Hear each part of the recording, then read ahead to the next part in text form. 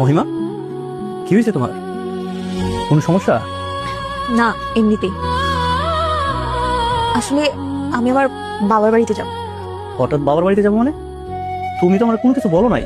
হঠাৎ করে কোথায় যাচ্ছি বললেই তো যাচ্ছি। তাছাড়া আমার কালকে বার্থডে।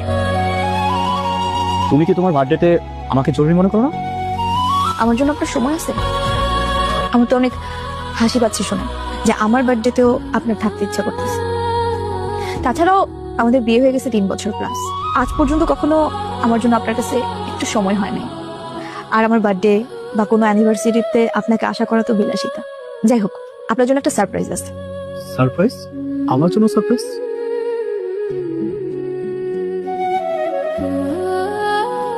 থ্যাংক গড, আমার ফ্রেন্ড আমাকে তোমার সাথে থাকা এই মেয়েটা সহ তোমার ছবি তুলে পাঠিয়েছে যেদিন তোমরা রেস্টুরেন্টে গেছো।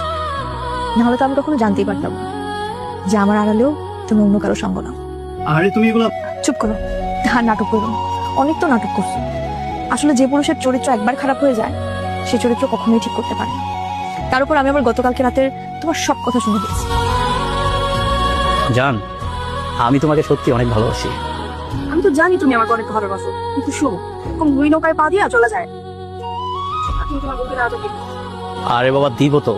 হঠাৎ করে কি ডিভোর্স দেওয়া যায়? আস্তে আস্তে দিতে হবে। আমি তোমাকে ভালোবাসি, তোমার সাথেই তো আমার সম্পর্ক হবে সারা জীবন। তাকে কি আমি রাখবো? হঠাৎ করে দেখবার ডিভোর্স দিয়ে দিচ্ছি। সরি।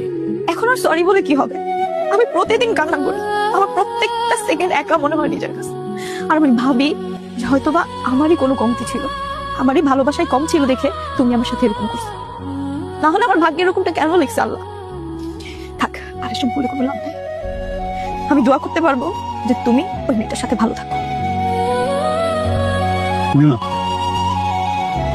আর একটা কথা,